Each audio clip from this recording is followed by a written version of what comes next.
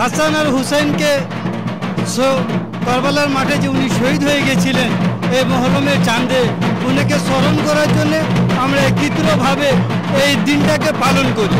চাঁদের 7 তারিখ, চাঁদের 9 তারিখ, চাঁদের 10 তারিখ এই মহরমটাকে আমরা পালন করি। সেটা দেখে আমরা এটাকে অনেক গণ্যমান্য দেই, যেহেতু ইমাম হাসান হোসেনের জন্য এই ইসলামটা তৈরি হয়েছে, সেই জন্য আমরা ধরেন উনার প্রতিষ্ঠিত রাস্তায় চলতেছি। আর এই যে আপনার লাঠি খেলা, আগুন খেলা, তাজিয়া বানানো, এগুলো যেটা হচ্ছে এগুলো হচ্ছে একটা মানে ধরেন শহীদে কারবালার একটু স্মৃতিস্মরণ, সেগুলো এরা একটু তুলে ধরতে চাচ্ছে। যে এটা দেখে আমাদের আগে যেগুলো সঞ্চালিত, যেগুলো আমাদের বাচ্চা কাচ্চা আছে, আগে যে আমাদের ছোট ভাই বোনরা যেগুলো আছে, এরা যাতে এগুলো শিখতে পারে, এই প্রচলিত যেগুলো আগে বাড়তে পারে, এগুলা জানতে পারে যে আমাদের শহীদি দরজায় কি হয়েছিল।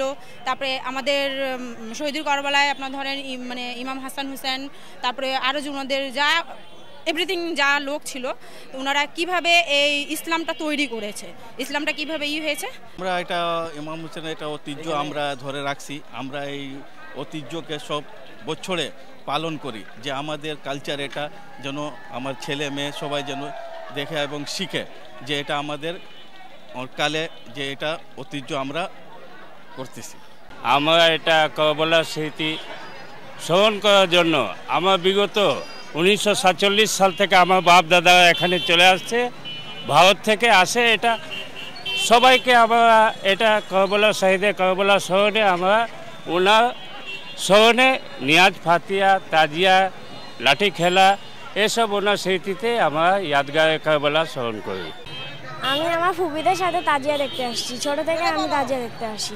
এই জন্য যে একটা মানত করে, কোনো নিয়ম মানত করার পর যদি ওটা পূর্ণ হয় তাহলে তারা তাজিয়ায় আসে, দোয়া খায়াত করে। এটা মহরম মাস উপলক্ষে আমরা হোসেন পাককে স্মরণ করার জন্য এই তাজিয়া বানাবার পরে আমরা এখানে ফাতিয়া মোনাজাত করি।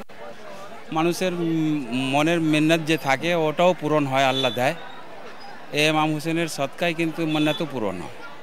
পবিত্র আশুরার উপলক্ষে যেটা আমাদের সম্পূর্ণ কাজ যেটা চলতেছিল, আজকে 9 তারিখ আমাদের 39টা ইমামবাড়ার মধ্যে তাজিয়া বসানো এবং পায়েক বাঁধানো এবং নিয়াজ ফাতিয়ার কাজ আজকে আমাদের সম্পূর্ণ আল্লাহ রাব্বুল আলামিনের কাছে লাখো কোটি শুকরিয়া যে আমরা করতে পেরেছি। সব চকে আমরা তাজিয়া বসাইতে পেরেছি। আসর নামাজের পর সব তাজিয়া যারা আসে নিজ নিজ স্থানে থাকবে। পায়েকগুলো যত আসে সব পায়েক চলে যাবে 10 নম্বর ওয়ার্ড কাজীপাড়া ঈদগাহ মাঠে। ওখান থেকে আমরা কিন্তু শেষ করার জন্য উদ্দেশ্যে আমাদের এই পায়েক পার্টির যেটা মজা আছে সব কিছু, এটাকে আমরা এই উদ্দেশ্য নিয়ে আমরা কারবালা চলে যাব, সৈয়দপুর হাতিখানা স্মরণীয় কারবালায়। ওখানে মাগরিবের নামাজের আগে কিন্তু সব পায়েক আমরা খুলে দেবো এবং আমরা নামাজের পর ওখান থেকে শেষ মোনাজাত করে আমরা বিদায় নিব।